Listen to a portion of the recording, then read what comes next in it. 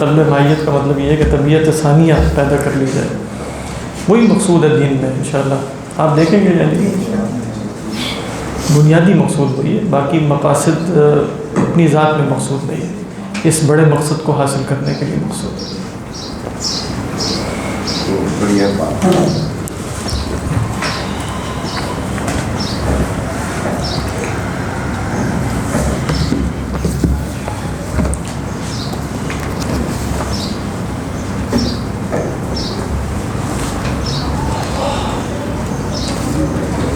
یہ آیت نمبر 5 سے پڑھیں گے، سورۃ الملک 29ویں سپارے کا پہلا صفحہ۔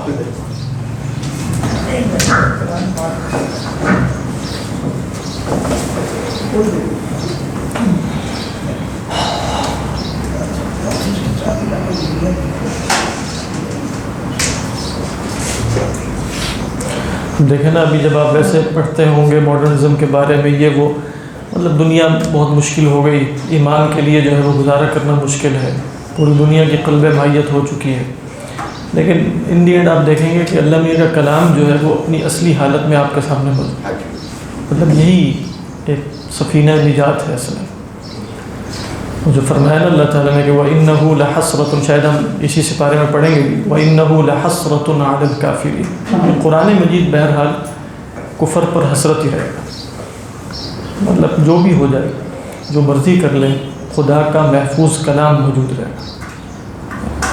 چیزیں بڑی ہے اگر آپ اس پہ غور کریں۔ جی ہاں، لیکن وہی میں بتا رہا ہوں نا کہ جو کچھ ہو جائے، جتنی گمراہی آ جائے، جتنی قلب مائیت دنیا کی ہو جائے، جتنی نہیں ذہن سازی کر دی جائے، جو بھی ہو جائے، ہم سے وعدہ کیا کیا گیا ہے کہ وہ صحیح پرسپیکٹو دیکھنے کا صحیح طریقہ بہرحال دنیا میں موجود ہے۔ لوگ کم رہ جائیں گے، اکثر لوگ مغلوب ہو جائیں گے ذہنی سطح پہ بھی، لیکن بہرحال وہ ہدایت جس کو ہم کہتے ہیں وہ محفوظ رہے گی، اور ایسے لوگ بھی رہیں گے کہ جو اس گندگی سے، یہاں تک کہ دجال بھی جب آ جائے گا آپ دیکھیں تو وہ کائنات کا سب سے بڑا فتنہ ہے، یعنی حضرت آدم سے لے کر قیامت تک آپ صلی اللہ علیہ وسلم نے فرمایا دجال سے بڑا کوئی فتنہ نہیں، یعنی ابھی بھی ہم جس زمانے میں ہیں اور جتنا بڑا فتنہ ہے وہ اس سے ہلکا ہے جو دجال کا فتنہ ہوگا۔ لیکن کیا وہاں ہمیں یہ بتایا گیا کہ دجال کا فتنہ بھی سب کو اپنی لپیٹ میں لے لے گا یا کچھ لوگ محفوظ رہ جائیں گے؟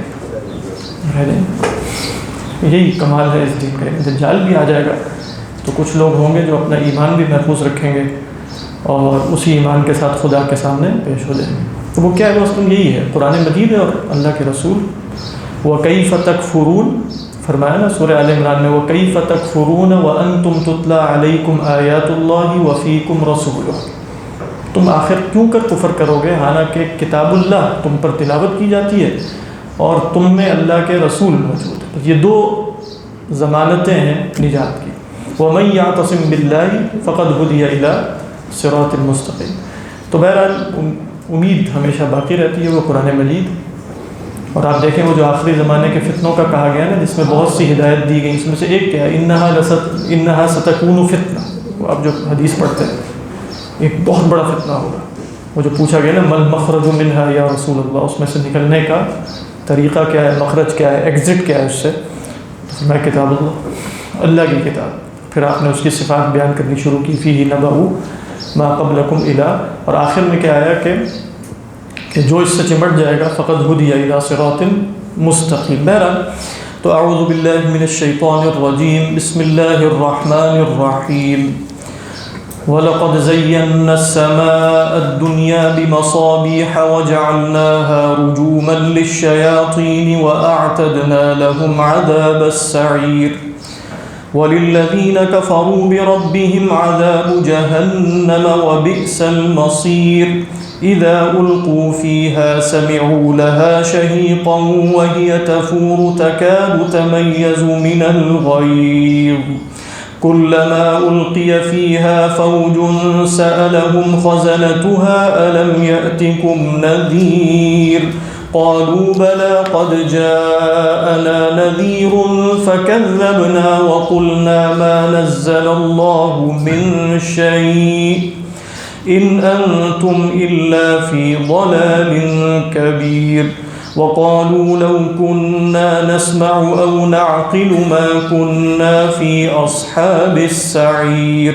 فاعترفوا بذنبهم فسحقا لأصحاب السعير إن الذين يخشون ربهم بالغيب لهم مغفرة وأجر كبير وأسروا قولكم أو اجهروا به إنه عليم بذات الصدور ألا يعلم من خلق وهو اللطيف الخبير صدق الله العظيم رب اشرح لي صدري ويسر لي أمري واحلل عقدة من لساني يفقه قولي اللهم ألهمنا رشدنا وأعذنا من شرور أنفسنا اللهم انفعنا بما علمتنا وعلمنا ما ينفعنا وزدنا علما اللهم صل على سيدنا محمد وعلى آل سيدنا محمد وبارك وسلم آمین یا رب العالمین۔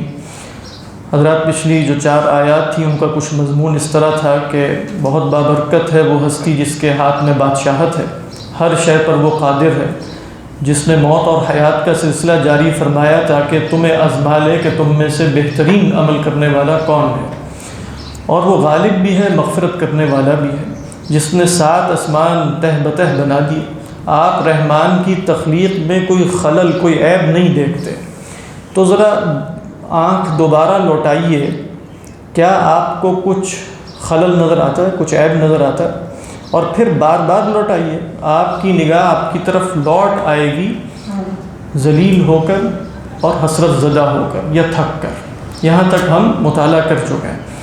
اگلی آیت میں اللہ تعالیٰ فرماتے ہیں وَلَقَدْ زَيَّنَّا السَّمَاءَ الدُّنْيَا، اور تحقیق، اور آپ یہاں ترجمہ یہ بھی کر سکتے ہیں کہ اللہ کی قسم، تحقیق اور اللہ کی قسم ترجمہ کرنے کی وجہ کیا ہے کہ یہ جو لام ہے یہ لام موطئہ للقسم ہے، یعنی یہ جو لام جس کو ہم لام تاکید کہہ دیتے ہیں یہ اصلاً موطئہ للقسم ہوتا ہے، اس بات پر دلیل ہوتا ہے کہ اس سے ما قبل قسم جو محذوف ہے، یعنی واللہ، اللہ کی قسم، یقیناً، قد کا مطلب یقیناً، قد اور انا میں کوئی فرق نہیں۔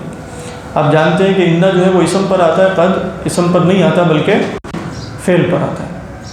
تو فرمایا کہ یقیناً آسمان دنیا کو ہم نے خوبصورت بنایا ہے، وَلَقَدْ زَيَّنَّا السَّمَاءَ الدُّنْيَا، مزین کیا ہے، اس کی آرائش کی ہے، کس شے کے ذریعے کی ہے؟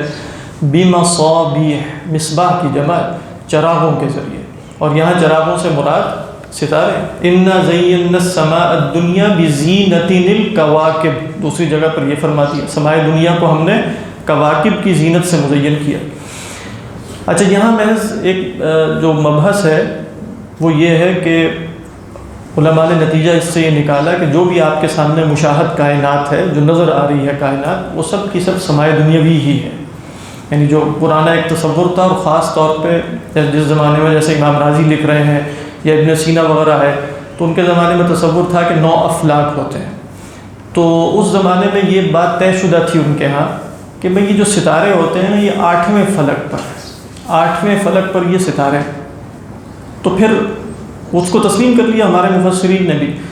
تو اصلاً تو یہی کہا کہ بھئی مصابیح جو سمائے دنیاوی ہیں، ستارے اسی پر ہیں، لیکن اگر جو اصحاب حیت اور علم النجوم والے بتاتے ہیں کہ فلک ثامن پر یہ ستارے موجود ہیں، تو تب بھی ضروری نہیں ہے کہ وہ فلک ثامن پر ہوں تو ہمارے لیے غیر مشاہد ہوں، کیونکہ ہمیں تو نظر آ رہے ہیں، تو فلک ثامن پر ہوتے ہوئے بھی وہ ہمارے لیے اس سمائے دنیاوی کو مزین کر رہے ہیں۔ لیکن یہ بات اب ہمیں تسلیم کرنے کی ضرورت ہے کہ فلک ثامن پر ہیں یا تاسع پر ہیں یا سابع پہ ہیں، اب کیونکہ افلاک کا یہ قدیم تصور جو ہے وہ تو ختم ہو چکا ہے۔ تو زینا السماء الدنیا، صحیح تر بات یہ ہے کہ جو بھی کچھ نظر آتا ہے، جو اس وقت موجود ہے، یا جو کائنات کی نا ختم ہونے والی حدود ہیں، وہ سب سمائے دنیاوی کے اندر وَلَقَدْ، اس کے بعد آسمانوں کی کیا حقیقت ہے اور کیسے وہ آسمان ہے، اور ہر آسمان کے درمیان 500 برس کی مسافت ہے، حدیث کے مطابق اللہ بہتر جانتا ہے۔ جی یہ ہم نے کیسا اندازہ کیا کہ جو ہمیں جو آسمان نظر آ رہا ہے وہ پہلا آسمان ہے، اور جو نظر نہیں آ رہا ساتواں آسمان، اس لیے کہ اللہ تعالیٰ نے فرمایا زَيَّنَّا السَّمَاءَ الدُّنْيَا بِمَصَابِيحَ۔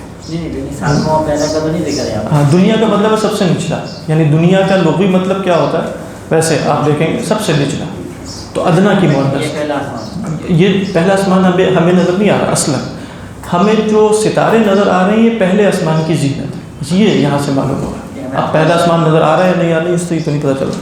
ہمیں نظر نہیں آتا جو آسمان نظر آتا ہے وہ پہلا نہیں، آسمان کا نظر آ رہا ہے، مجھے نہیں نظر آ رہا ہے، آسمان تو نظر نہیں آتا۔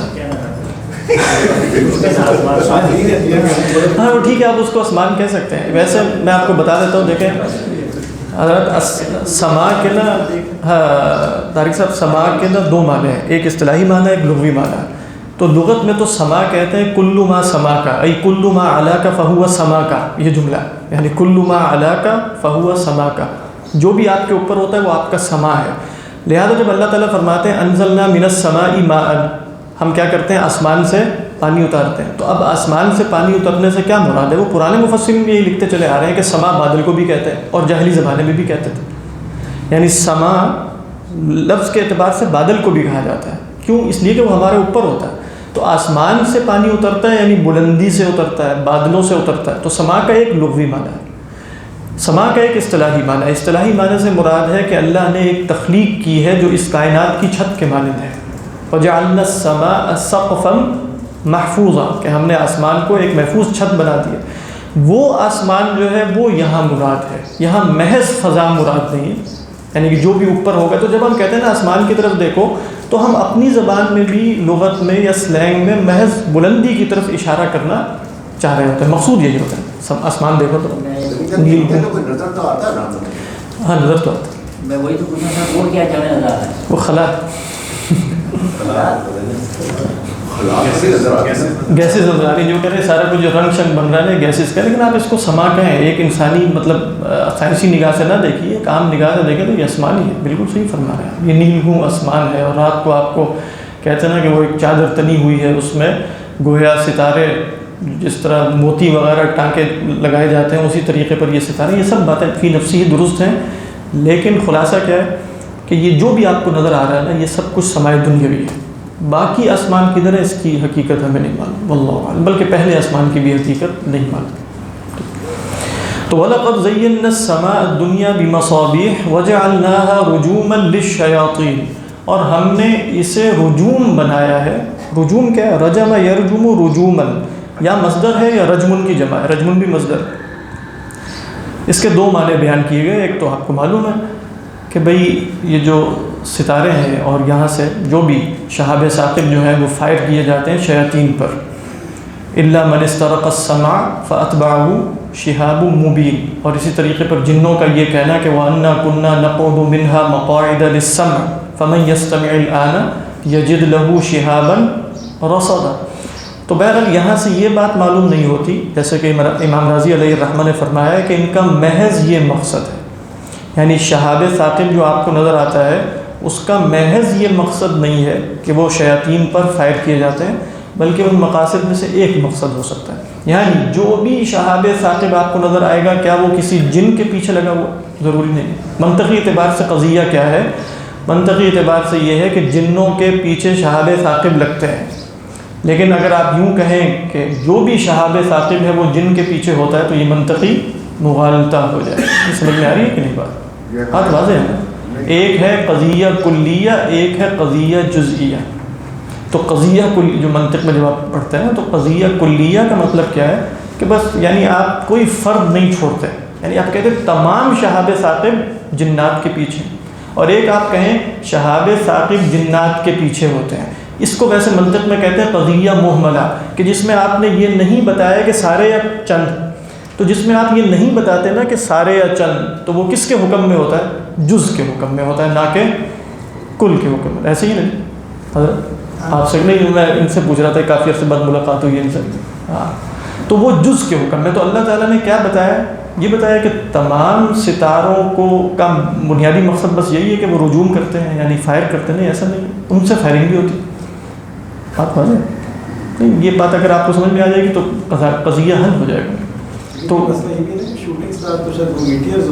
جو بھی ہوں اس سے کیا فرق پڑتا ہے؟ اور بالکل یہاں ایک اور بات بھی ہے، امام راضی علیہ الرحمہ نے نکلا کہ اس کا مطلب یہ نہیں کہ ستارے فائر ہوتے ہیں، ستاروں کا جز ہو سکتا ہے، کوئی جز۔ یہ بات اسی طرح لکھی ہوئی کہ ان کا کوئی ستارے فی نفسی ہی، جب آپ کہتے ہیں نا یہ برج جو میں نے بنایا ہے یہ رجم کے لیے، فائر کرنے کے لیے، اس سے دشمن پر جو ہے وہ گولہ باری ہوگی، تو اس کا مطلب یہ نہیں کہ برج اڑ کے چلا جائے گا، بلکہ یہ کہ اس برج سے کوئی شے نکلے گی اور اس پر اثر کرے گی، تو یہی مراد ہے۔ تو وجعلناها رجوما للشیاطین، بہرحال یہی مراد ہے اور یہی قرآن مجید میں اکثر ہے، لیکن امام بیضاوی علیہ الرحمہ نے بھی اور امام رازی نے بھی اور بھی مفسرین نے ایک اور مراد بھی بیان کی ہے کہ یہاں شیاطین سے مراد شیاطین انس و جن ہے، انس بھی ہیں جن بھی ہیں، اور رجوم سے مراد ہے رجم۔ قرآن میں بھی آتا ہے نا کہ رجمم بالغیب، تو رجمم بالغیب کیا ہے؟ ایسے ہی اٹکل چھوڑنا، تکے لگانا، تخمینی باتیں کرنا، ظنی اور خیال کے گھوڑے دوڑانا۔ تو ان ستاروں کو ہم نے شیاطین کے لیے خیالی گھوڑے دوڑانے کا سبب بھی بنا دیا، کیونکہ علم نجوم بھی پیدا ہو گیا اس سے، یعنی وجعلناها رجوما للشیاطین۔ علم نجوم کیا ہے کہ بھئی آپ ستاروں کی چالیں دیکھ کر اور یہ اندازہ لگانا شروع کر دیں کہ کیا ہوگا دنیا میں، کل کیا ہوگا، پرسوں کیا ہوگا، تو یہ علم نجوم ہے۔ تو یہ کام جو بھی کرے گا اللہ تعالیٰ فرمانے شیاطین ہے وہ، کیونکہ بہرحال اس کو حرام کر دیا گیا ہے، یعنی ستاروں کے ذریعے دنیا کے حوادث پر استدلال کرنا یہ علم ثابت نہیں ہے۔ تو اللہ تعالیٰ فرماتے ہیں ہم نے تو اس کو تزیین کے لیے بنایا تھا، لیکن ساتھ ساتھ ایک اور حکمت یہ ہے کہ کچھ شیاطین انس کے لیے اس کو سبب بنا دیا ہے ظن و تخمین اور اٹکل دوڑانے کا۔ بات واضح ہو رہی ہے کہ نہیں سمجھ آ رہی؟ وجعلناها رجوما ای سببا للرجم للشیاطین، اور شیاطین سے مراد اصلاً اب یہاں کون سے مراد ہوں گے؟ شیاطین انس، اور پہلی رائے میں شیاطین جن۔ بات واضح؟ تو فرمایا کہ وجعلناها رجوما للشیاطین واعتدنا لهم عذاب السعیر۔ ترجمہ واضح ہے، اعتدنا عین تا دال اس کا مادہ ہوتا ہے، اور عتید اصل میں تیار کو کہتے ہیں، اور اعتاد کس کو کہیں گے؟ تیار کرنے کو۔ اور عذاب السعیر، سعیر اصلاً کہتے ہیں آگ کے بھڑکنے کو۔ تسعرت النار کا مطلب ہے آگ کا جو پہلے سے جل رہی ہے مزید بھڑک جانا۔ تو ہم نے ان کے لیے ایک بھڑکتی آگ کا عذاب تیار کیا ہے۔ کن کے لیے؟ ان شیاطین کے لیے۔ اسی لیے جو روایات میں آیا نا کہ جو کسی کاہن کے پاس گیا اور اس نے اس کی تصدیق کر دی تو اس نے تکفیر کی، اس نے کفر کیا اس کا، یعنی من جاء الی کاہن فصدقہ فقد کفر بما انزل علی محمد صلی اللہ علیہ وسلم۔ تو اس طرح کی چیزوں سے بچنا چاہیے، یعنی خام خواہ دیکھنے کے لیے، کیونکہ یہ تو عام سی بات ہے نا۔ جیسے سنڈے میگزین میں بھی ہر دفعہ آیا کرتا تھا کہ آپ کے ستارے کیا بتا رہے ہیں، آپ کے ساتھ کیا ہوگا۔ ستاروں نے تھوڑی بتانا، ان کو خود کچھ نہیں پتا۔ تو بہرحال یہ جو آپ نے دوسرا بتایا ہے کہ رائے ویلڈ ہے، یہ بیان کی جا سکتی ہے، کی جا سکتی ہے، پیلا کیا کیا بیان کی جا سکتی ہے، تیسرا میں نے بیان کیا، تیسرا بیان کریں، یعنی پہلے وہی رائے بیان کریں، اس کے بعد کہیں یہ بھی مراد ہو سکتی ہے۔ امام بیضاوی نے بھی ایسے ہی بیان کی، اور امام رازی علیہ الرحمہ نے بھی ایسے ہی بیان کیا کہ پہلے وہی رائے بیان کی جو مستند ہے، اور پھر کہا کہ یہ بھی مراد ہو سکتی ہے، یہ بھی ممکن ہے۔ اسی طرح امام بیضاوی نے، اور امام بیضاوی رحمہ اللہ اصلاً امام رازی سے ہی نقل کر رہا ہے، کیونکہ تفسیر بیضاوی جو ہے وہ اصلاً اس کی جو دو مصادر ہیں وہ تفسیر زمخشری اور تفسیر رازی ہے، امام بیضاوی علیہ الرحمہ کی، اللہ اعلم۔ تو فرمایا کہ وَلِلَّذِينَ كَفَرُوا بِرَبِّهِمْ عَذَابُ جَهَنَّمْ، اور ان لوگوں کے لیے جنہوں نے کفر کیا، تو اب آپ کہیں گے کہ پہلے بھی عذاب السعیر آ گیا اور پھر دوبارہ آ گیا کہ عذاب جہنم، تو فرق کیا ہے؟ تو فرق یہ ہو سکتا ہے کہ اگر پہلے شیاطین جن مراد تھے، ٹھیک ہے، وَأَعْتَدْنَا لَهُمْ عَذَابَ السَّعِيرِ میں ہم کی ضمیر کس کی طرف جا رہی ہے؟ شیاطین کی طرف، تو اگر وہ شیاطین جن ہیں تو اب کن کا حکم بیان کیا جا رہا ہے؟ جو انسان، وَلِلَّذِينَ كَفَرُوا۔ اور اگر آپ کہیں گے کہ وہاں شیاطین انس بھی مراد تھے، تو پھر شیاطین انس میں سے ایک خاص صنف مراد تھی نا، کہ جو علم نجوم کے ذریعے مستقبل پر استدلال کرتی ہے، تو تمام کفار تو اس میں شامل نہیں تھے۔ اب اس آیت میں گویا تمام کفار کا حکم آ رہا ہے۔ یہ بات سمجھ میں آ رہی؟ اس طریقے پر تکرار نہیں رہے گی، یعنی یہ بیان کرنا کیوں ضروری ہے کہ ہو سکتا ہے کوئی شخص کہے کہ یہ تو خام خواہ کی تکرار ہے، وَأَعْتَدْنَا لَهُمْ عَذَابَ السَّعِيرِ وَلِلَّذِينَ كَفَرُوا بِرَبِّهِمْ عَذَابُ جہنم۔ تو جب ہم اس طریقے پر دونوں میں عموم و خصوص کسی طریقے پر یا بالکل باہمی مغایرت ثابت کر دیں، جیسے پہلے ترجمے میں ہو گئی کہ وہ شیاطین جن ہیں اور یہ کون ہے؟ انسان ہے، بالکل مغایرت ہو گئی، یا پھر عموم و خصوص ثابت کرتے ہیں کہ وہاں کفار کی ایک خاص صنف مراد تھی اور یہاں عمومی کفار مراد، پھر بھی مغایرت ہو جائے گی۔ سمجھ میں آ رہی؟ تو فرمایا کہ وَبِئْسَ الْمَصِيرُ، اور برا مصیر ہے۔ مصیر لوٹنے کی جگہ کو بھی کہتے ہیں، فرار کی جگہ کو بھی کہتے ہیں۔ صَارَ يَصِيرُ صَيْرًا سے صاد کے ساتھ، صَارَ يَصِيرُ صَيْرًا وَمَصِيرًا، اور مصیر مصدر میمی بھی ہو سکتا ہے، اور کیا ہو سکتا ہے؟ ظرف مکان بھی ہو سکتا ہے، مفعول کے وزن پہ مصدر میمی بھی ہو سکتا ہے اور ظرف مکان بھی. تو کیا ترجمے میں فرق پڑے گا؟ کوئی صاحب بتائیں گے؟ طاہر جی صاحب مصدر میمی کا ترجمہ کیا کریں گے اور مصدر کا کیا ترجمہ کریں گے؟ وبئس المصیر. یعنی مصدر اگر آپ کہیں گے تو لوٹنا ہوگا تو ترجمہ بن جائے گا اور برا ہے لوٹنا. اور اگر آپ ظرف مکان مراد دے دیں ٹھیک ہے تو پھر کیا ہوگا؟ پھر لوٹنے کی جگہ ہو جائے گا وبئس المصیر. دونوں ترجمے ممکن ہیں. اذا القوا فيها سمعوا لها شهيقا وهي تفور. جب وہ اس میں ڈالے جائیں گے والعیاذ باللہ. القا یلقی القاء. سمعوا لها شهيقا. سنیں گے اس کی شہیق. کس کی شہیق؟ ہا کی ضمیر کدھر جا رہی ہے؟ جہنم کی طرف. شہیق اصل میں کیا کہتے ہیں؟ دیکھیں ویسے تو شہیق لغت میں سانس اندر داخل کرنے کو کہتے ہیں اور زفیر کہتے ہیں نکالنے کو. جیسے قرآن مجید میں ایک اور جگہ ہے لہم فیہا زفیر و شہیق خالدین فیہا ما دامت السماوات والارض. وہاں ان کا چیخنا چلانا ہوگا، سانس اندر کرنا زوردار طریقے پر جس میں سانس نہ لیا جا رہا اور پھر اسی طریقے پر اس کو نکالنا. یہ کیا ہے؟ شہیق شہیق داخل کرنا ہے اور زفیر کیا ہے؟ نکالنا ہے. لیکن پھر عرب جو ہے نا مکروہ صوت کے لیے، مکروہ آواز کے لیے لفظ شہیق استعمال کرتے تھے، لہذا گدھے کی آواز کو بھی وہ شہیق ہی کہتے تھے. اور خاص طور پہ گدھے کی آواز کا جو آخری حصہ ہوتا ہے، جیسے اللہ تعالیٰ نے بھی فرمایا نا ان انکر الاصوات لصوت الحمیر. سب سے منکر قسم کی اور ناگوار آواز جو ہے وہ تو گدھے کی آواز ہے.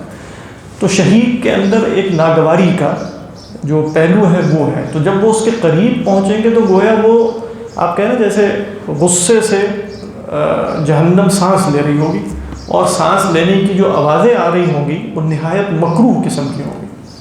سمعوا لها شہیقا. کیا ترجمہ یہاں آپ لوگوں کے؟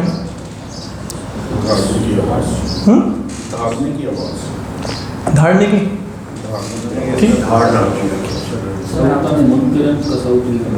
ہاں من کی کیا کس نے لکھا ہے؟ منکرن کا صوتل. کس نے لکھا ہے؟ ہاں وہ ٹھیک، مطلب کہہ رہے بہت ہی منکر صوت ہوگی جیسا کہ گدھے کی آواز ہوتی ہے. تو اصلاً یہ دھاڑنے کے اندر بھی مفہوم ٹھیک ہے واللہ اعلم. جی فرمائیں. جہنم جو ہے وہ غصے میں، ہاں وہ آگے ہمیں کیسے پتہ چلا غصے میں؟ وہ آگے آ رہا ہے وَهِيَ تَفُورُ تَكَادُ تَمَيَّزُ مِنَ الْغَيْظِ. ابھی ہم پڑھنے لگے. اچھا میں اسے پوچھ رہا ہوں سر کہ دوسری جگہ آپ نے پڑھا ہے کہ جہنم کے حل میں مزید، تو اس کو تو اور چاہیے لوگ بھی ہیں جو بھی اس کے. ہاں یہاں اس سے مراد یہ نہیں ہے کہ وہ مطالبہ نعوذ باللہ، مطلب وہ تو چاہ رہی ہے لیکن اس کے اندر گویا جو اس میں جانے والے لوگ ہیں ان پر غصہ بہت شدید ہے. تکاد تمیز من الغیظ وہ آگے آ. تو اس میں یہ پہلو نہیں ہے کہ وہ اس بات پہ نالا ہے کہ اس میں لوگ کیوں ڈالے جا رہے ہیں، ایسا نہیں. اچھا اور اذا اور اذ میں کیا فرق ہوتا ہے؟ اذا جو ہے وہ اصلاً آپ جانتے ہیں نا کہ مستقبل کے لیے آتا ہے اور اذ جو ہے وہ ماضی کے لیے آتا ہے. دونوں ہی ظرف ہیں اصلاً زمان کے اعتبار سے. تو جب آپ اذا کہیں گے تو مستقبل کی بات ہو رہی، اور اگر آپ اذ کہیں گے تو ماضی کی بات ہو رہی. جیسے حضرت موسیٰ کا جب قصہ قرآن مجید میں آتا ہے تو اذ قال موسیٰ لقومہ اذ یاد کرو جب ایسا ہوا. لیکن جب آپ کہیں گے اذا تو اس کا مطلب کیا ہے؟ مستقبل میں یہ ہوگا. اگر اذا کے بعد آپ مضارع لے آئیں گے تو گویا اس کے اندر ایک استمرار کا مفہوم پیدا ہو جائے گا. اور اگر اذا کے بعد آپ ماضی لائیں گے تب بھی اس کے اندر مفہوم استقبال کا ہی ہوگا لیکن استمرار کا نہیں ہوگا. بات تو یہاں پر جو ہے وہ یہاں کیا ہے؟ اذا القوا جب وہ ڈالے جائیں گے. چاہے القوا ہے، القوا کیا ہے؟ فعل ماضی ہے، القا سے القی ہے نا، اور القوا. لیکن ترجمہ آپ کیا کریں گے؟ جب وہ ڈالے جائیں گے. کیوں؟ اس لیے کہ اذا ہے. اذا القوا فیہا سمعوا لها شہیقا وهي تفور. یہ واو حالیہ ہے. وہ شہیق اس کی سنیں گے اس حال میں کہ وہ جہنم پھٹ، کیا ترجمہ آپ کیا؟ تفور جوش مار رہی ہوگی. بالکل یہ جوش بھی ویسے عربی کا لفظ ہے لیکن وہ جیش کہتے ہیں اس کو. جاشا یجیش جیشن، ویسے جیش بھی شاید اسی سے نکلا ہے. تو جاشا کا مطلب ہوتا ہے جوش مارنا. فارا یفور کا مطلب ہوتا ہے کسی شے کا اندر سے نہایت قوت کے ساتھ نکلنا. لغوی معنی یہ اسی سے فوارہ ہے نا، وہ عربی کا لفظ ہے فوارہ. تو فارا یفور سے آپ اسم الفاعل بنائیں گے فائر اور اس سے صیغہ مبالغہ بنائیں گے تو بنے گا فوارہ. تو وہی تفور، اور وہ جوش مار رہی ہوگی. کتنا جوش مار رہی ہوگی؟ تکاد تمیز، قریب ہوگی کہ پھٹ جائے. تتمیز یعنی ایک تا گری ہوئی ہے، ہاں جی گری ہوئی ہے طاہر عزیز صاحب. ماضی کا صیغہ ہے کہ مضارع کا؟ ہو سکتا ہے مجھے غلطی لگ رہی ہو, آپ ذرا غور کر کے بتائیں. ماضی کا صیغہ ہے مضارع کا؟ کوئی صاحب بتائیں ذرا جلدی سے. ہیں اور اگر تتمیز نہیں ہے تو اس کو ماضی کا صیغہ سمجھا جا سکتا ہے؟ میں خیال تو نہیں ہے سر. نہیں سمجھا جا سکتا. جی ہاں کیوں؟ علت بھی بیان کریں. اس لیے کہ وہ ماضی کا صیغہ اگر آپ کریں گے تو تمیزہ تو واحد مذکر کا بنے گا. تمیزہ اگر آپ گردان کریں گے تو واحد مؤنث کا تو تمیزت ہوگا نا. بات ہے تو تکادو تمیزو تتمیزو. اور آپ جانتے ہیں کہ باب تفاعل کی جب دو تائیں جمع ہو جائیں تو ایک کو گرا دینا واجب ہوتا ہے کہ جائز ہوتا ہے؟ جائز ہوتا ہے. ٹھیک ہے, تو تکادو تمیزو من الغیظ, قریب ہوگی کہ وہ پھٹ جائے. تمیز کس کو کہتے ہیں؟ جدا جدا ہو جانا. کیونکہ تمییز بھی اصلاً کیا ہے؟ اگر باب تفعیل سے آ جائے تو تمییز کا مطلب جدا جدا کر دینا ہوتا ہے. اسی طرح اللہ تعالیٰ فرماتے ہیں قیامت کے دن کہ وَامْتَازُوا الْيَوْمَ أَيُّهَا الْمُجْرِمُونَ. وہاں بھی یہی مفہوم ہے, اے مجرموں اب الگ الگ ہو جاؤ. تو جیسے ہم اردو میں کہتے ہیں نا وہ غصے سے پھٹ پڑنے کو ہے, تو یہ پھٹ پڑنے کا مفہوم ہے. تکادو قریب ہے کہ تمیز جہنم پھٹ پڑے. کس سے؟ من الغیظ. من ہے سببیہ, غیظ کی وجہ سے, غضب کی وجہ سے, غصے کی وجہ سے. اور یہ بات ذہن میں رکھیے کہ جو غیظ اور غضب میں فرق ہے نا, غیظ و غضب اردو میں بھی بولتے ہیں, تو غیظ جو ہے وہ شدت غضب کو کہتے ہیں. غضب میں شدت ہو بھی سکتی ہے اور عدم شدت بھی ہو سکتی ہے. لہٰذا اللہ سبحانہ و تعالیٰ نے جب غیظ کا لفظ استعمال کیا تو اس کے ساتھ قدم کا لفظ لے کر آئے نا, والکاظمین الغیظ والعافین عن الناس. غضب کے لیے نہیں آتا کہ والکاظمین الغضب, بلکہ غضب کے ساتھ کیا ہے؟ وَإِذَا مَا غَضِبُوا هُمْ يَغْفِرُونَ. جب ان کو غصہ آتا ہے معاف کر دیتے ہیں. تو غیظ وہ غصہ ہے جس کو کنٹرول کرنا نہایت مشکل ہو اور انسان پھٹ پڑنے کو ہو, آگ بگولا ہونے کو ہو, لیکن وہ اپنے آپ کو ایسے دبا لے. کیونکہ قدم یکزم کہتے ہیں کہ وہ مشکیزہ کہ جو پانی سے بھرا ہوا ہو اور پانی باہر آنے کو ہو اور کوئی شخص اس کی گردن سے اس کو پکڑ کے اس کو روک کے رکھے, یہ کیا ہے؟ قدم. تو وہ کس کے ساتھ ہوتا ہے؟ وہ غیظ کے ساتھ. اس لیے آج کل میں نے کئی دفعہ عربی کیا کہ قدمیہ کہتے ہیں تھرمس کو, یعنی آج کل کی لغت میں تھرمس کو قدمیہ کہتے ہیں. کیونکہ قدمیہ کا مطلب کیا ہے؟ وہ حرارت ہو یا برودت ہو, وہ دونوں کو اپنے اندر روک کر رکھتی ہے. تو فرمایا تکادو تمیزو. اچھا وہ پھٹ جائے گی کہ نہیں پھٹے گی؟ اس آیت سے کیا پتہ چلا؟ نہیں, قریب ہے. تو کادہ یا کادو کا قاعدہ کیا ہے افعال مقاربہ میں؟ کہ اس کا اثبات نفی ہوتی ہے فعل کی, اور اس کی نفی فعل کا اثبات ہوتا ہے. تو تکادو تمیزو من الغیظ, قریب ہے کہ وہ پھٹ پڑے لیکن پھٹے گی نہیں. من الغیظ کلما القی فیہا فوج, جب کبھی بھی ڈالی جائے گی اس میں کوئی فوج, کوئی جماعت. سألہم پوچھیں گے ان سے, خزنتہا خازن کی جمع, الم یأتکم نذیر, کیا تمہارے پاس نذیر نہیں آئے, ڈرانے والے نہیں آئے؟ قالوا بلا.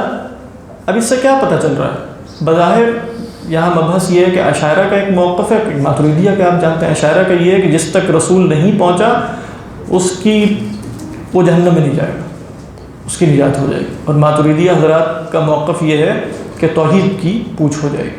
شکر منعم کے بارے میں اس سے پوچھا جائے گا, چاہے رسول پہنچا یا نہ پہنچا, دونوں صورتوں میں توحید کا اقرار اس کے لیے ضروری ہے, وگرنہ وہ نجات نہیں پا سکے گا قیامت میں.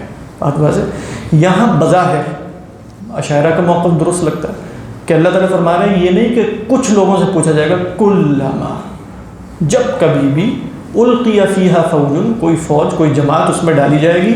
سألہم خزنتہا, پوچھیں گے اس سے داروغہ, الم یأتکم نذیر, کیا تمہارے پاس ڈرانے والے نہیں آئے؟ قالوا بلا, وہ کہیں گے کیوں نہیں آئے. تو اس کا مطلب کیا ہوا؟ جو بھی جہنم میں گیا اس کے پاس ڈرانے والا پہنچا.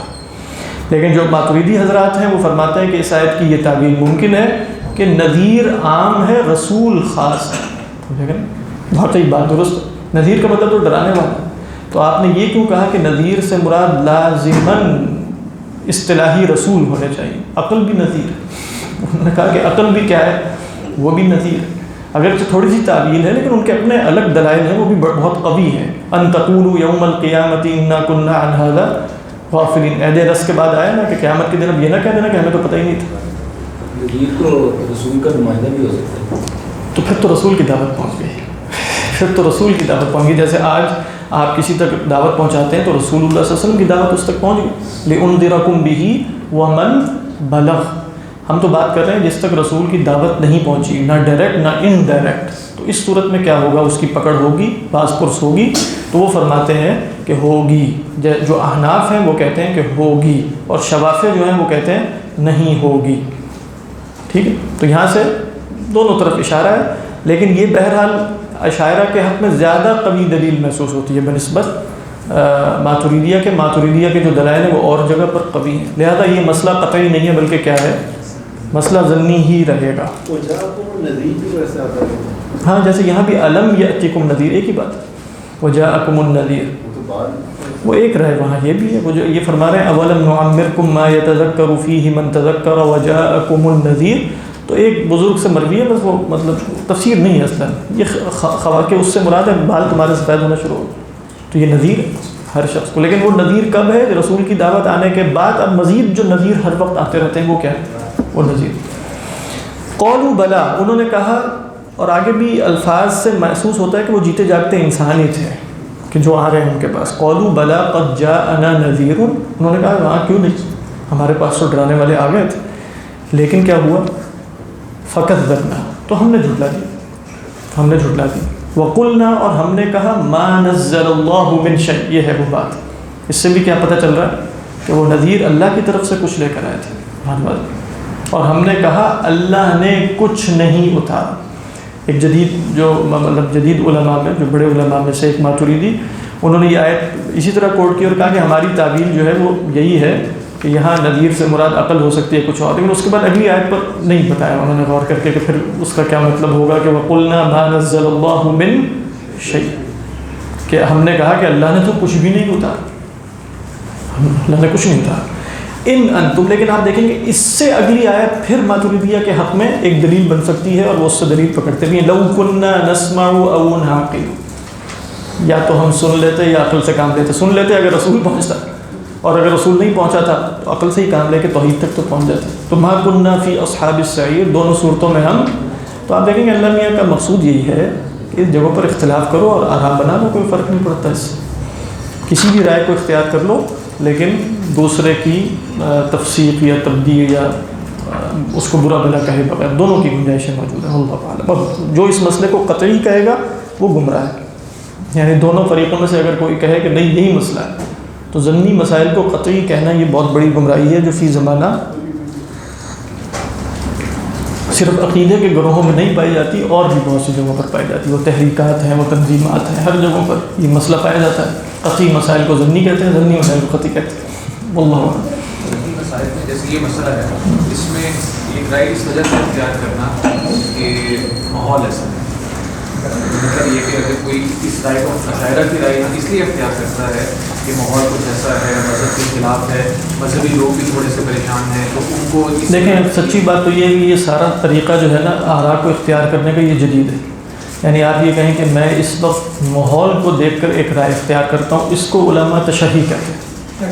تشہی یعنی اپنی شہوت سے، اپنی ہوائے نفس سے ایک رائے اختیار کرنا، کیونکہ ماحول تو بدلتا رہتا ہے، ماحول میں خود فساد ہوتا ہے، ماحول میں ضلالت ہے، تو اس ضلالت کی بنا پر ہم کوئی رائے اختیار کر لیں. علماء نے کہا اس طرح کی آراء دلائل کی بنیاد پر ہوتی ہے. آپ اگر واقعی اس دلیل سے متاثر ہو کر وہ رائے اختیار کر لیں تو بڑی اچھی بات ہے، لیکن محض اس لیے کہ یہ مصلحت ہے اس لیے یہ رائے اختیار کر لینی چاہیے، یہ آراء کو اختیار کرنے کا طریقہ نہیں ہے. اور ضمنی میں کیا آپ یہ کہہ سکتے ہیں کہ میری کوئی رائے نہیں؟ کہہ سکتے تو یہ جو ہم کہتے ہیں کہ فقہ میں عرف کو سامنے رکھنا بہت ضروری ہے، اس سے وہ یہ اور عرف سے جو ہے نا وہ احکام شرعیہ ثابت ہوتے ہیں، احکام عقدیہ ثابت نہیں ہوتے. بس یہ فرق اگر آپ پیش نظر رکھیں، یعنی عرف کا تعلق احکام شرعیہ کے اس بات سے ہو سکتا ہے یہ حکم شرعی ہے یا حکم عقدی ہے، یعنی عقیدے سے تعلق رکھنے والی بات ہے. عقیدے سے تعلق، اس کا تعلق عرف سے کوئی نہیں. اگر عرف کا تعلق جو ہے وہ عقائد سے ہم جوڑنا شروع کر دیں تو پھر تو وہی ہوگا جو ہو رہا ہے، وہی ہوگا جو ہو رہا ہے کہ عرف کے نتیجے میں، ماحول بدلنے کے نتیجے میں عقائد میں بھی ترمیمات شروع ہو جائیں گی. تو وہ احکام شرعیہ سے ہے، اور احکام شرعیہ میں بھی ایک خاص مطلب احکام شرعیہ کے ایک خاص حصے سے ہے کہ جو وقت اور زمانے کے تغیر سے بدلنے والا حصہ ہوتا ہے، وہ بھی تھوڑا سا ہی ہے. اب جو قطعیات ہیں احکام شرعیہ میں جو ثابت شدہ امور ہے ان کا بھی کوئی عرف سے تعلق نہیں. جیسے مثال کے طور پہ اگر کوئی شخص جو ہے وہ یورپ میں رہتا ہے اور وہ کہے کہ وہاں اب مطلب جیسے لیونگ ٹوگیدر کا ایک سلسلہ ہے, وہ کہے کہ اب عرف بدل گیا, اسی کو ہم شادی کنسیڈر کر لیتے ہیں, اور ٹھیک مطلب سمجھ میں آ رہی, چلو وہ رہ تو رہے نا ساتھ ساتھ اور کچھ ایک دوسرے کے حقوق بھی پورے کرتے ہیں, چلو اس طرح کے مسائل ہیں, لیکن وہ شادی وادی کا نظام ہے. تو ہم کہیں چلو عرف بدل گیا تو ہم شادی کے احکام میں بھی تبدیلی کر کے کیا کہتے ہیں کہ ٹھیک ہے ہمارے خیال میں یہ بھی شادی ہے. تو ایسا تو نہیں ہو سکتا, کیونکہ وہ شادی تو طے شدہ بات ہے اور زنا کی حرمت قطعی ہے. اب آپ اور میں یہ نہیں کر سکتے کہ عرف بدلنے کی وجہ سے ہم زنا کی ڈیفینیشن بدل دیں اور کہیں کہ اب زنا ایک اور شمار ہوگا جس میں وہ لوگ ایسی راہ چلتے کوئی زنا کر لیں اور ان کا آپس میں کوئی مستقل تعلق نہ ہو. تو یہ تو اگر دروازہ کھولا جائے گا تو بڑا خطرناک ہے. علماء ہی بتاتے ہیں کہ عرف کی وجہ سے کون سے احکام بدلتے ہیں. مثال کے طور پہ آپ کہیں خرید و فروخت کے الفاظ اختیار ہم کرتے ہیں نا, مثال کے طور پہ میں نے خریدا, میں نے بیچا. اب لازماً بیعتو واشتریتو کا لفظی بولنا ہے یا محاورہ بدلنے سے عرف بدلنے سے کوئی اور الفاظ بھی اس کے قائم مقام ہو سکتے ہیں؟ وہ کہیں گے ہاں اور الفاظ بھی اس کے قائم مقام ہو سکتے ہیں, کیونکہ اصلاً مقصود خریدنا اور بیچنا ہو سکتا ہے, الفاظ بولے بغیر ہی ہو جائے, یہ لو اور یہ لو چھٹی. ٹھیک ہے, تو یہ چیزیں وہ ہیں اس طرح کی, مانند اس طرح کی جو عرف سے بدلتی ہے. احکام یا عقائد عرف سے اس کا کوئی تعلق نہیں ہے. اللہ میرا جو سوال تھا ہوتا ہے فقہ میں بھی کچھ بہت تھوڑا سا ایک حصہ ہے جو معاملات سے تعلق رکھتا ہے. اگر آپ دیکھیں گے نا تو جیسے آپ تقسیم کرتے ہیں تو کچھ معاملات ہیں جس میں بیع و شراء, نکاح, طلاق, اس طرح کی چیزیں الفاظ کی حد تک, اور کچھ اور بھی وہ چیزیں. اب مثال کے طور پہ اللہ تعالیٰ کئی دفعہ فرماتے ہیں نان نفقہ دینا ہے معروف کے مطابق. بتائیں نہیں معروف کیا ہوتا ہے, یہ کیسے طے ہوگا؟ وہاں آپ تفصیل میں پڑھیں گے تو عرف ہی بتائے گا معروف کیا. تو خود گویا اللہ تعالیٰ معروف کا لفظ عرف بھی وہیں معروف سے ہی نکلا ہے. تو یہ معاملات جو ہیں یہ طے ہو سکتے ہیں, اور وہ بھی انشاءاللہ علماء سے ہی پوچھیں گے کہ بھئی یہ معاملہ اس میں آتا ہے کہ نہیں آتا. سر ایک سوال جو مجھے سمجھ آ رہی ہے کہ آپ کو ضروری ہمیں جاننا, وہ یہ ہے کہ اگر فرض کیجیے میں نے آپ سے کچھ چیز ادھار دی جی لائبلٹی آپ کو پے کرو, لیکن آپ کو زیادہ پے کرو, ہاں, تو وہ یہ کہا جاتا ہے کہ اگر عرف میں سود عام ہے تو آپ یہ کام نہ کریں. ہاں میں بتا دوں, لیکن جو سمجھ آئیے بڑھ کے دو. جی میں آپ کو بتاؤں. لیکن ان کا سوال یہ تھا کہ جیسے آپ نے کسی سے قرض لیا ہے تو قرض واپس کرنا بڑھا کر دے دینا یہ اللہ کے رسول صلی اللہ علیہ وسلم کا طریقہ تھا, آپ دے دیتے تھے بغیر کسی پہلے سے شرط کے. تو اس میں علماء نے کہا کہ اگر کسی جگہ پر سود عام ہے اور اکثر لوگ سودی ہی بارگیننگ کر رہے ہیں تو وہاں احتیاط کی جائے کہ آپ کے اس طرز عمل سے بھی, اگرچہ میرے اور آپ کے درمیان ایسا کچھ بھی طے نہیں تھا, لیکن میرے اس طرز عمل سے وہی جو اس وقت کا عرف ہے اور وہ سودی عرف ہے اس کی تقویت ہو جاتی ہے, اور پھر اس کے نتیجے میں اگلا شخص جو ہے وہ توقع لگانا بھی شروع کر دیتا ہے اگلی دفعہ. اس صورت میں نہیں بڑھا کے دینا چاہیے. لیکن اگر وہ دو بندے ایسے ہیں کہ ان کا باہمی معاملہ ہے, دونوں ہی دیندار ہیں اور نیک ہیں, اور طے شدہ بات ہے کہ ان دونوں کے درمیان یہ سان گمان میں بھی نہیں ہے کہ سود کا معاملہ ہوگا, اور نہ ان کے درمیان یہ جو ٹرانزیکشن ہو رہی ہے اس کی پوری دنیا کو خبر بھی نہیں ہونی کسی کی, اور پھر آپ بڑھا کر اسے دے دیتے ہیں اور وہ انکار کرتا ہے کہ بھئی یہ کس چکر میں آپ مجھے دے رہے ہیں, اور آپ کہتے ہیں نہیں بس میری خوشی ہے, اور یہ وہاں گنجائش ہوگی. ڈیپریسیشن تو مطلب آپ دیکھیں کہ قرض کا مطلب یہ ہے کہ آپ نے زمین کھود کے پیسہ رکھ دیا ادھر, یعنی قرض جو ہے وہ انویسٹمنٹ تھوڑی ہے, قرض کسی کو انویسٹ کرنے کی تھوڑی ہے. قرض کا مطلب کیا علماء نے بیان کیا کہ آپ نے پیسہ جو ہے نا وہ ایک دیگچی میں بند کیا اور زمین کھود کے اندر ڈال دی, اب وہاں جو اس کی ڈیپریسیشن نہیں ہوگی. تو اسی طرح قرض دینا, تو قرض دینے والے کو پہلے یہ بات معلوم ہونی چاہیے کہ وہ قرض دے رہا ہے, وہ انویسٹ نہیں کر رہا.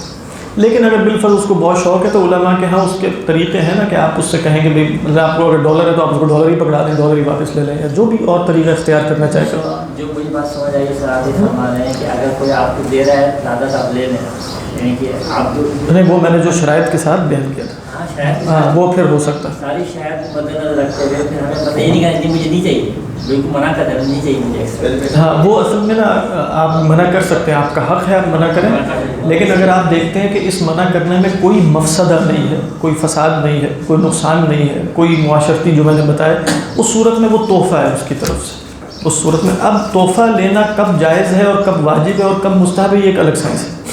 الگ سائنس ہے. ہاں جیسے علماء نے اس پہ کلام کیا جیسے حضرت تھانوی علیہ الرحمہ نے کہ تحفہ ہر دفعہ یہ نہیں کہ تحفہ جو بھی کوئی لے کر آ جائے تحفہ تو آپ نے تحفہ لے لیا جائے، کیونکہ تحفہ تو اللہ کے رسول صلی اللہ علیہ وسلم لے لیتے تھے، نہیں وہ لے لیتے تھے لیکن آپ کو معلوم ہوتا تھا کس سے لے رہے ہیں کس سے نہیں لے رہے ہیں، کسی سے بڑا ہدیہ قبول کر لیتے تھے کسی سے نہیں کرتے تھے. ایسا نہیں بھی کیا؟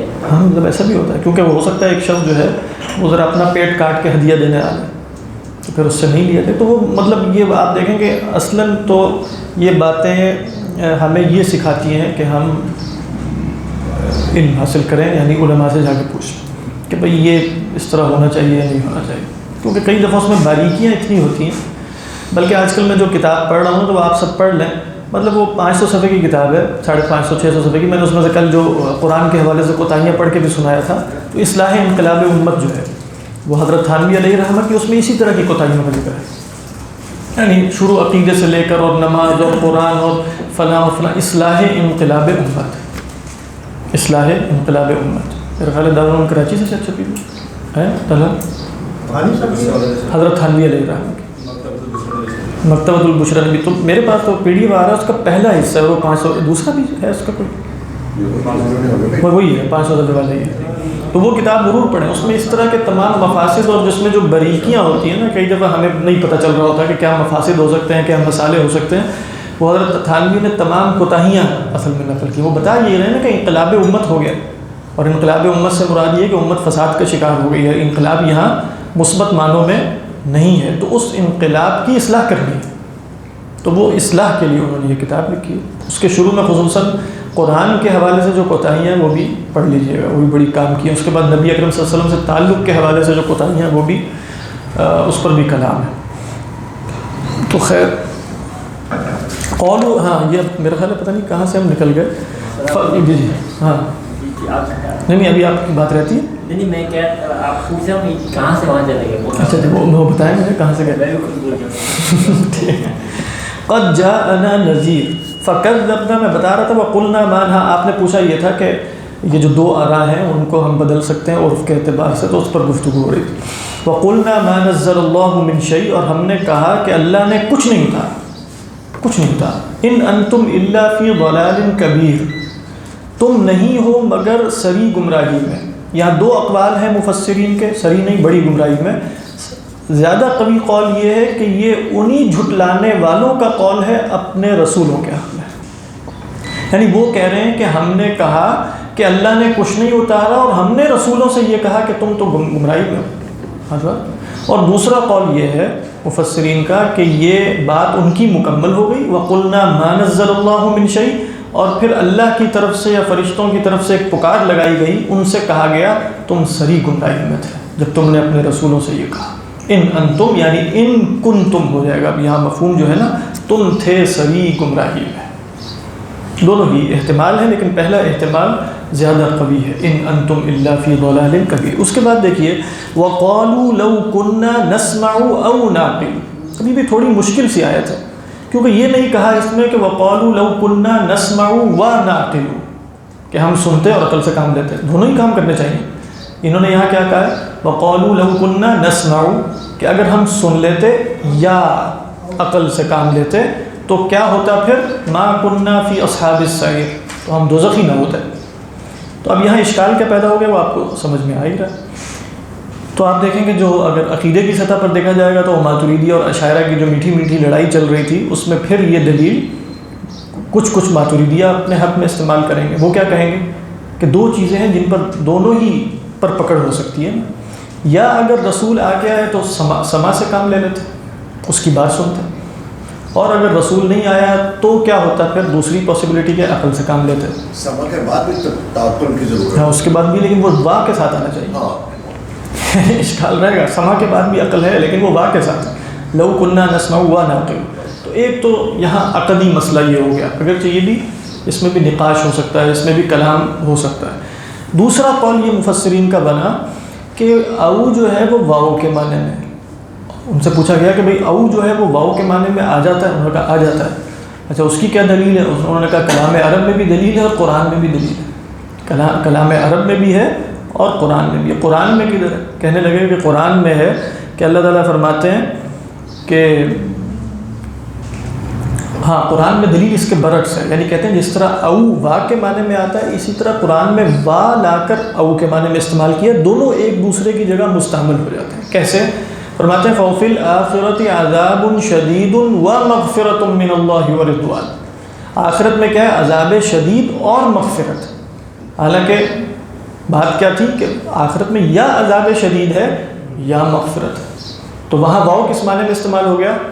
او کے معنی میں۔ تو کہا اسی طریقے پر یہ او اور واؤ ایک دوسرے کی جگہ مبدل ہو جاتے ہیں، ایک دوسرے کی جگہ بدل جاتے ہیں۔ تو یہاں یہ بھی ہو سکتا ہے کہ وَقَالُوا لَوْ كُنَّا نَسْمَعُ او نَعْقِلُ، اور او جمع کے لیے ہے بمعنی فا، تو پھر تو اشکال نہیں رہے گا۔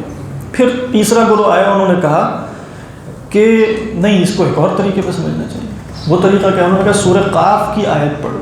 سورہ قاف کی آیت ہے ان فی ذلک لذکری لمن کان لہ قلب او القی السمع وہو شہید، کہ قرآن مجید میں نصیحت ہے اس شخص کے لیے جس کا دل ہے یا وہ کان لگا کے بات سنے۔ وہاں بھی یا آ گیا، وہاں بھی اس کو کیسے حل کیا گیا؟ ایک اسی طریقے پر جو ابھی بتایا کہ او بمانا واؤ ہے، اور دوسرا کیسے حل کیا گیا کہ یا تو انسان کی فطرت سلیمہ ہوگی، تو اگر وہ فطرت سلیمہ ہوگی تو بات سنتے ہی سمجھ میں آ جائے گی، کچھ زیادہ کان لگا کے سننے کی بھی ضرورت نہیں پڑے گی، جیسے سیدنا ابو بکر رضی اللہ تعالیٰ عنہ کی کیفیت ہے، یا سیدنا عثمان کی ہے، یا اور کچھ حضرات کی ہے کہ انہوں نے رسول اللہ صلی اللہ علیہ وسلم کی دعوت سنی اور فوراً ایمان لیا۔ تو یہ کون ہے؟ جن کا دل زندہ ہے، جن کی فطرت سلیمہ زندہ ہے۔ ان فی ذلک لذکری لمن کان لہ قلب۔ اچھا، اگر قلب اس حالت پر نہیں ہے جس حالت پر سیدنا ابی بکر کا ہے، یا سیدنا عثمان کا ہے، یا سیدنا علی کا ہے، تو پھر کیا کرنا پڑے گا؟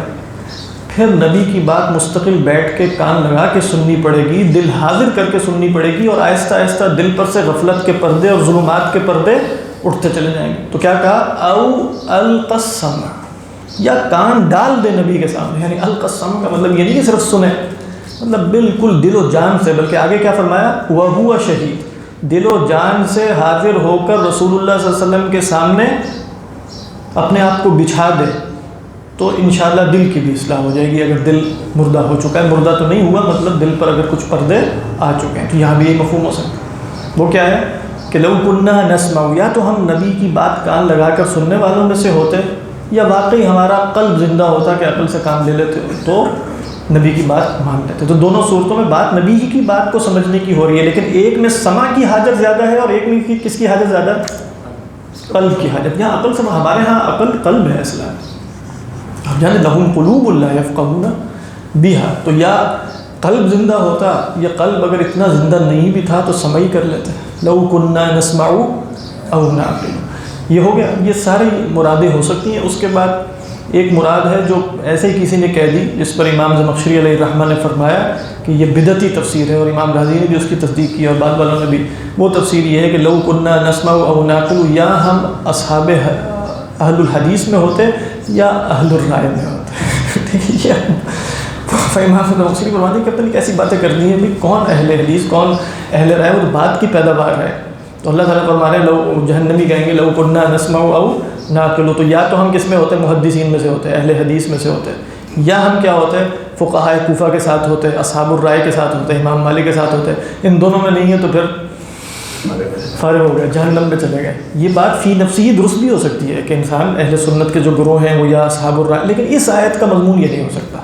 یعنی یہ نہیں ہم کہہ رہے کہ وہ بات فی نفسی درست نہیں ہو سکتی، ہو بھی سکتی، لیکن اس آیت میں تو نہیں ہو سکتی۔ لو کننا نسمع، تو اب وہ او کے ذریعے انہوں نے تلاش کر لیا۔ نسمع تو سماع کس کے ہاں غالب ہے؟ وہ اہل الحدیث کے ہاں غالب ہے، اور تعقل اور عقل اور استنباط اور اجتہاد کس کے ہاں غالب ہے؟ وہ اصحاب الرائے کے ہاں غالب ہے۔ تو لو کننا نسمع، یہ تفسیر ٹھیک نہیں، یعنی اس لیے بیان کی لو کننا نسمع او نعقل ما کننا فی اصحاب السعیر۔ بات واضح ہے نا ترجمہ؟ جی ہاں۔ فاعترفوا بذنبہم، تو اپنے گناہوں کا اعتراف کریں گے۔ کہاں اعتراف کیا انہوں نے؟ لو کننا نسمع او نعقل، تو یہ اعتراف ہی تھا نا، ہم نے نہ سمع سے کام لیا نہ عقل سے کام لیا۔ فسحقا، یہ مفعول مطلق ہے، یعنی اسحقہم اللہ سحقا، یعنی اس میں مصدر ہے، ویسے تو اسحاقاً آنا چاہیے۔ تو سحق، یہ سین ہا قاف کا جو مادہ ہے نا، یہ بعد کی طرف یعنی دوری کی طرف اشارہ کرتا ہے۔ جیسے قرآن مجید میں آیا کہ وَمَن يُشْرِكْ بِاللَّهِ فَكَأَنَّمَا خَرَّ مِنَ السَّمَاءِ فتخطفه الطیر او تهوی به الریح فی مکان سحیق، بہت دور کے مکان کی طرف اڑا کر لے جائے گی ہوا اسے۔ تو یہاں بھی کیا مراد ہے؟ دوری ہے ان کے لیے، اللہ نے دور کیا انہیں، کس سے دور کیا؟ یقیناً نعوذ باللہ اپنی رحمت سے دور کیا ہے۔ دوری ہے، پھٹکار ہے، لعنت ہے نعوذ باللہ اصحاب سعیر کے لیے، دوزخیوں کے لیے۔ بات اسحاق مصدر ہے، یعنی اسحق یسحق، اس میں اختلاف یہ ہوا کہ سحقن سحوق یسحق سے آتا ہے کہ نہیں آتا۔ جن لوگوں نے کہا کہ سحوق یسحق کروم یکرم سے آتا ہے، انہوں نے کہا یہ اس کا مصدر ہو جائے گا تو ہوگا سحوق سحقن، دور ہو گئے اللہ کی رحمت سے۔ جن لوگوں نے کہا کہ یہ استعمال نہیں ہوتا، ہم نے تو نہیں سنا کہ عرب جو ہے وہ سحوق یسحق یعنی کروم یکرم سے بولتے ہیں، تو پھر انہوں نے کہا کہ یہ مصدر ہے علی خلاف القیاس، یعنی اسحق یسحق اسحاقا و سحقا۔ یہاں پہ تو ظاہری بات ہے نیگیٹو، نیگیٹو ہی ہے بالکل، یہ ہوتا، لیکن جو نام ہے اسحاق اس کے لیے یہی وہ عربی نام نہیں ہے ویسے، یہ تو عربی مادہ ہے، وہ عبرانی نام ہے، اس کا معنی کچھ اور ہوگا یقیناً، میرے علم میں نہیں ہے، لیکن وہ عربی نہیں ہے، وہ عبرانی نام ہے۔ تو چاہے وہ مادہ بظاہر آپ کو اس طرح کا لگ رہا ہے لیکن وہ عربی لفظ ہی ہے۔ تو ان الذین یخشون، اب دیکھیں اہل ایمان کا ذکر بھی آ گیا، ان الذین یخشون ربہم۔ تو خشیت اور خوف میں کیا فرق ہے؟ وہ علماء لغت نے یہ بتایا کہ خوف کے اندر تعظیم، اجلال اور محبت کا ہونا ضروری نہیں ہے، ہو بھی سکتی بالفرض، لیکن خشیت کے اندر وہ خوف ہے جس میں تعظیم، اجلال اور محبت ہو۔ تعظیم اجلال کا مطلب کسی کو بڑا سمجھنا، تعظیم کرنا اس کی محبت کے ساتھ، تو یہ خشیت ہوتی ہے، یہ محض خوف نہیں ہے۔ تو ان الذین یخشون ربہم میں ایسا خوف جو محبت کے جذبات سے معمور ہو کر ہو اور جس کے اندر تعظیم و اجلال ہو، وہ خشیت ہے۔ بات واضح ہے؟ تو کیا فرمایا اللہ تعالیٰ نے؟ انما یخشی اللہ من عبادہ العلماء، تو اللہ سے تو اس کے علماء بندے ہی ڈرتے ہیں۔ تو ہم ترجمہ تو یہی کریں گے کہ ڈرتے ہیں، لیکن ڈرنے کے اندر اب یہ مفاہیم اپنے ذہنوں میں حاضر کر لیں کہ وہاں ڈرنا محبت، تعظیم اور اجلال کے ساتھ ہے۔ تو فرمایا ان الذین یخشون ربہم، بے شک وہ لوگ جو خشیت رکھتے ہیں اپنے رب کی، بالغیب۔ دیکھیں یہ جو بالغیب ہے نا، یہ حال محذوف کا متعلق ہے، حال محذوف کا۔ حال محذوف کا متعلق کا مطلب یہ ہے کہ بے شک وہ لوگ جو ڈرتے ہیں غیب میں ہوتے ہوئے، آپ کو سمجھ میں آ رہا ہے نا کہ ہوتے ہوئے ان کی حالت کا بیان ہے، تو اس کی نحوی ترکیب کیا ہوگی؟ یہاں ایک حال محذوف مانا جائے گا، وہ کیا ہوگا؟ ان الذین یخشون ربہم حال کونہم بالغیب، ہوتے ہوئے غیب میں۔ اب سوال یہ پیدا ہوا ہوتے ہوئے غیب میں کس سے؟ یعنی غیب، تو جن لوگوں نے کہا کہ بالغیب عن اللہ، تو انہوں نے کہا کہ اس میں تو عجیب سا مفہوم، اللہ سے غیب میں ہوتا، اللہ سے تو کوئی شے غیب میں نہیں، سمجھ میں آ رہی ہے کہ نہیں؟ اللہ سے ڈرتے ہیں، اللہ سے غیب میں ہوتے ہوئے، اللہ ہم سے غیب میں تو ہو سکتا ہے لیکن ہم اللہ سے غیب میں نہیں ہے، تو پھر کیا ہوگا؟ تعبیر کیا بنے گی؟ جیسے امام رضاوی علیہ الرحمٰ نے تعبیر بنائی کہ بے شک وہ لوگ جو خدا سے ڈرتے ہیں دار تکلیف میں ہوتے ہوئے، یعنی اصلاً دار تکلیف جس میں ہم اس وقت موجود ہیں، تو دار تکلیف کیا ہے؟ وہ اصلاً ایک غیبوبت کی، ایک غیاب کی کیفیت ہے نا، یہاں حضور تو نہیں ہے، یہاں مشاہدہ تو نہیں ہے، تو اصلاً مراد یہ نہیں ہے کہ ہم اللہ سے غیب میں، اللہ ہمیں نہیں دیکھ رہا، مراد ہے ہم ایسے دار میں ہیں جس کی صفت یہ ہے کہ وہ دار تکلیف کا ہے، وہ غیاب کا ہے، وہ حضور کا نہیں ہے۔ نہیں سمجھ میں آ رہی ہے بات؟ دار تکلیف، دار تکلیف کا مطلب ہے دار امتحان، یعنی کیا کہتے ہیں اردو میں ہم، جائے آزمائش کا جو جہان ہے جس میں ہمیں بھیج دیا گیا ہے، وہ دار تکلیف ہے نا، جس وقت جس جگہ ہم موجود ہیں یہ دار تکلیف، اس کو ہم غیب سے تعبیر کریں، اس لیے کہ ہم اس میں خدا کو غیب میں رہتے ہوئے مانتے ہیں یا حضور کی حالت میں مانتے ہیں؟ غیب میں رہتے ہوئے، چاہے آپ دلیل سے مانیں بلا دلیل مانیں، خدا نظر تو نہیں آئے گا، آپ کے حواس کا آبجیکٹ تو کبھی بھی نہیں بنے گا دنیا میں، بلکہ کبھی بھی نہیں بنے گا، آخرت میں بھی نہیں بنے گا، حواس کا آبجیکٹ نہیں وہ بن سکتا۔ بات واضح ہے کہ نہیں؟ کیونکہ وہ ماورا ہے ان چیزوں سے۔ دوسری رائے جو سلف سے بھی ثابت ہے وہ یہ کہ یہ بالغیب عن اللہ کی بجائے، جس میں ہم نے یہ تعویل کی کہ وہ دار تکلیف ہے، یہ کہا جائے کہ ان الذین یخشون ربہم بالغیب عن الناس، اور یہ بھی صحیح تعویل ہے اور ثابت بھی ہے اور مفسرین نے اختیار بھی کی، جس کا مطلب ہے خلوت میں خدا سے ڈرتے ہیں، یعنی جب لوگوں کی نگاہوں سے پوشیدہ ہوتے ہیں، لوگوں کے سامنے نہیں ہوتے، لوگوں سے غیاب کی حالت میں ہوتے ہیں، تب بھی خدا کا خوف رکھتے ہیں۔ اصلاً وہی جگہ خدا کا خوف کرنے کی ہے، اگر جلوت بھی ہے لیکن جلوت میں تو حظوظ نفس بہت سے ہو سکتے ہیں، جلوت میں تو ریاکاری بھی ہو سکتی ہے، جلوت میں بہت کچھ ہو سکتا ہے، لیکن خلوت میں جہاں خدا کے سوا کوئی نہیں ہے وہاں خدا کا خوف رکھتے ہیں، مطلب جس کو آپ کہیں جو حقیقی دینداری ہوتی ہے، یعنی حقیقی دینداری اسی شے کا نام ہے کہ بندہ ہے یا نہیں ہے، خدا لوگ دیکھ رہے ہیں یا نہیں دیکھ رہے، خدا دیکھ رہا ہے، اصلاً یہ مقصود ہے۔ تو ان الذین یخشون، اسی لیے آپ دیکھیں سورہ یاسین میں آپ کیا پڑھتے ہیں، انما تنذر من اتبع الذکر وخشی الرحمن بالغیب، اسی کو آپ ڈرا سکتے ہیں جس کے اندر یہ صفت پائی جاتی ہے۔ تو الذین یؤمنون بالغیب، وہاں کیا خود غیب میں رہتے ہوئے یعنی دار تکلیف میں رہتے ہوئے اللہ پر ایمان رکھتے ہیں، لیکن یہاں کیا مراد ہو سکتی ہے کہ جو لوگوں سے غیب میں ہوتے ہوئے بھی خدا کا خوف رکھتا ہے، یعنی بل الانسان علی نفسہ بصیرۃ، کہ انسان پر ایک نگاہ تو دیکھ رہی ہے، ولو القی معاذیرا، چاہے وہ پردے ہی کیوں نہ لٹکا لے، معاذیر کا ایک مطلب پردے بھی ہوتا ہے۔ ترجمہ بات ہے ان الذین یخشون ربهم بالغیب۔ اس میں جو یہاں تک تو آپ آپ نے سورہ یاسین والا کا وہ مجھے تھوڑا سا وہ بھی یہی صیغہ ہے، اس میں تو آپ کہہ رہے ہیں کہ آپ ان کو ڈر رہے ہیں جو آلریڈی ڈر رہے ہیں اللہ تعالیٰ سے قید میں ہو۔ مطلب آپ یوں کہہ سکتے ہیں وہاں جیسے ہدی للمتقین میں کہتے ہیں نا کہ جن کے اندر واقعی ویسے تو خدا خوفی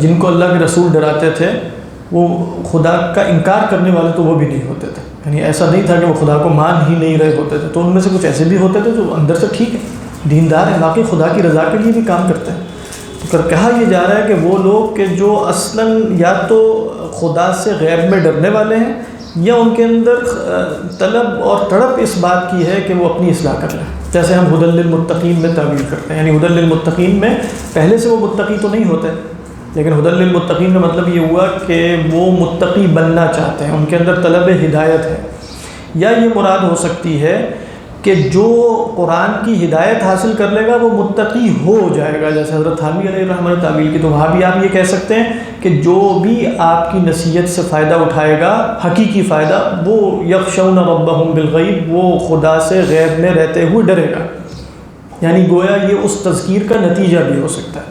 حضرت تھانوی نے مثال دی ہے نا کہ جیسے آپ کہتے ہیں یہ بی اے کا نصاب ہے قرآن میں، تو وہ بی اے کے نصاب کا کیا مطلب ہے کہ اس کو پڑھنے والا بی اے پاس ہوگا یا جو پڑھ لے گا وہ بی اے پاس ہو جائے گا؟ جو ہاں مطلب بی اے کا نصاب کا مطلب یہ ہے کہ جو اس کو پڑھ لے گا وہ بی اے پاس ہو جائے گا، اس کا مطلب یہ نہیں ہے کہ یہ بی اے کا نصاب وہی پڑھے گا جو بی اے کر چکا ہے، اس کو پڑھنے کا ضرورت۔ اسی طرح کہا جا رہا ہے ہدی للمتقین کہ جو اس کتاب سے فائدہ اٹھا لے گا وہ کیا ہو جائے گا؟ متقی ہو جائے گا، یہ نہیں کہ وہ پہلے سے متقی ہوگا۔ یہ بھی آپ وہاں بھی تعویل کر سکتے ہیں انما تنذر من اتبع الذکر وخشی الرحمن بالغیب، کہ یہ حالت اس کی ہو جائے گی اتباع ذکر کے نتیجے میں۔ لیکن یہ تو درجہ کوئی اونچا درجہ نہیں، تو ہر انسان سے مطلوب ہے، یعنی اصلاً آپ دیکھیں تو یہ نہیں ہے تو وہ تو نفاق ہے، وہ تو ریاکاری ہے، باقی تو ایسے ہی، یعنی اگر یہ درجہ نہیں ہے یہ والا ان الذین یخشون ربهم بالغیب، کسی بھی درجے میں یہ درجہ حاصل نہیں ہے تو پھر تو دینداری تو نہیں ہے، تو ریاکاری ہے۔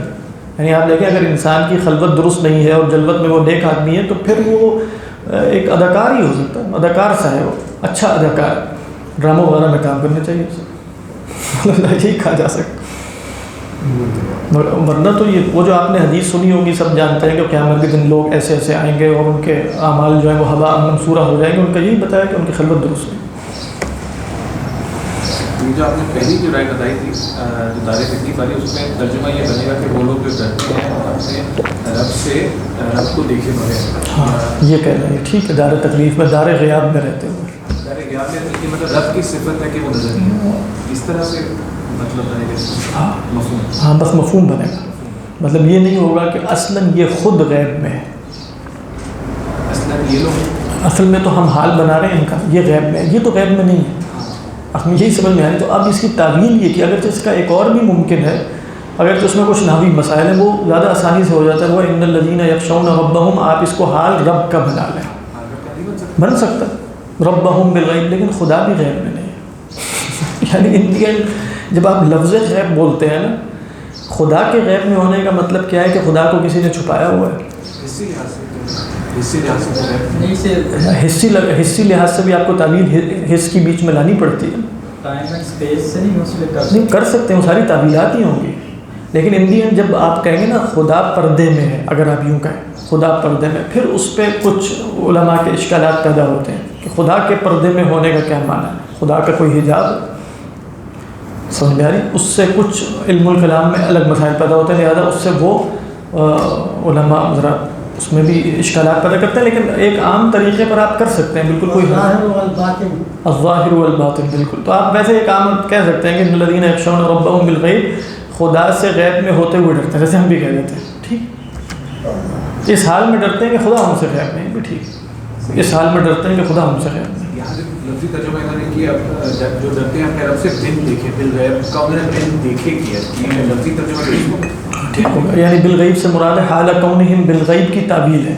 یعنی حال کونہم بالغیب، اس حال میں کہ وہ غیب میں ہیں. تو اب کس سے غیب میں ہیں؟ یہاں سوال وہ عقدی وغیرہ کچھ بھی نہیں اٹھائیں گے. وہ کہہ رہے ہیں حال کونہم بالغیب کا مطلب ہے ہم لا یرون اللہ، بس. ٹھیک ہے، بن دیکھیں. ٹھیک ہے، اپنے رب سے بن. جی جی ایمان ہی ہے. ہاں لیکن یہاں ایمان کی ایک مزید جو احوالی کیفیت خشیت، اس کی طرف اشارہ ہے. دیکھا جا سکتا ہے خدا کو. ہاں دیکھا تو جا سکتا ہے، لیکن وہ دیکھنا کسی دیکھنے کے مانند نہیں ہے، وہ حواس آبجیکٹ نہیں. ان الذين يخشون ربهم بالغیب لهم مغفرة واجر كبير واسروا قولكم او اجهروا به. یہ بھی بہت خوبصورت آیات آگے آ رہی ہیں، انشاءاللہ اگلی دفعہ پڑھیں گے. اپنے قول کو چھپاؤ یا اپنے قول کو ظاہر کرو. انہو دونوں صورتوں میں برابر ہے، یعنی اصل میں معذوف کیا ہے؟ سواء علیکم، برابر ہے تمہارے لیے. کیوں؟ انہو علیم بذات الصدور، کیونکہ وہ تو سینے کے حالات سے واقف. اور اگلی آیت بھی انشاءاللہ دیکھیں گے، اس میں بھی بہت مطلب بعض علماء نے گفتگو کی. الا یعلم من خلق، کیا وہ نہیں جانے گا جس نے پیدا کیا؟ کیا وہی نہیں جانے گا؟ الا یعلم من خلق، الا یہ تنبیہ کا نہیں ہے، یہ حمزہ استفہام ہے اور لا نافیہ ہے. یہ نہیں ہے کہ آگاہ ہو جاؤ وہ جانتا ہے جس نے پیدا کیا. نہیں، الا یعلم من خلق، جس نے پیدا کیا وہی نہ جانے. وہو اللطیف الخبیر، اور لطیف کا کیا معنی ہے انشاءاللہ وہ بھی اگلی نشست میں ذکر کریں گے. امام غزالی اور امام رازی کے اقوال کے حوالے سے کہ انہوں نے لطیف سے کیا مراد دیا، اسی پر اتفاق کرتے. جی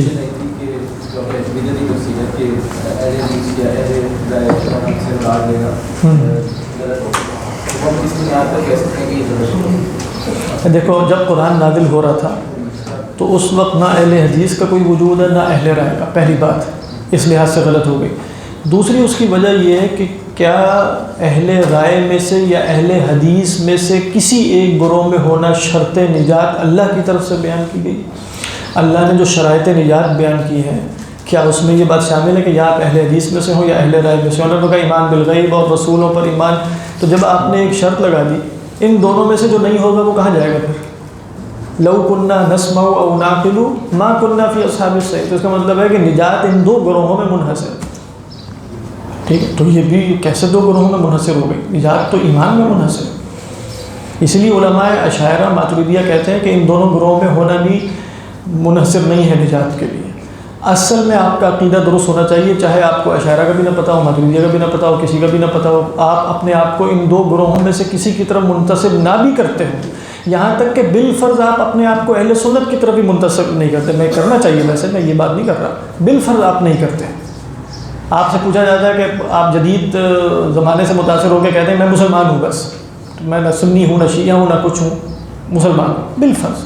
لیکن نجات آپ کی ہو سکتی ہے، چاہے آپ کہہ رہے ہیں میں اہل سنت میں سے نہیں. ہاں ہو سکتی ہے، اگر آپ کا عقیدہ درست ہو جائے گی انشاءاللہ. قیامت کے دن لیبلز کی بنیاد پر تھوڑی فیصلہ ہوگا کہ تم بتاؤ چاہیے تمہارے شناختی کارڈ پہ لکھا ہے اشاعرہ اور اہل سنت اور ماتریدی ہے تو تم نجات پا جاؤ. وہاں تو اس طرح نہیں ہوگا. وہاں نجات کس پر ہے؟ ایمان اور عمل صالح کی بنیاد پر، لیبلز پہ نہیں ہے. اور یہ اگر تفسیر آپ کر دیں گے تو کیا بتایا جا رہا ہے؟ نجات لیبلز پر ہے. تم اصحاب صحیح وہ اصحاب رائے میں سے ہو، تم نجات پا گئے، تم اس میں سے ہو. مسلمان کے لیبل پر بھی نجات نہیں ہے نا، یہ بھی ہمیں معلوم ہے، کیونکہ منافقین کو نجات نہیں ہوگی. نجات کا دار و مدار محض ایمان اور عمل صالح.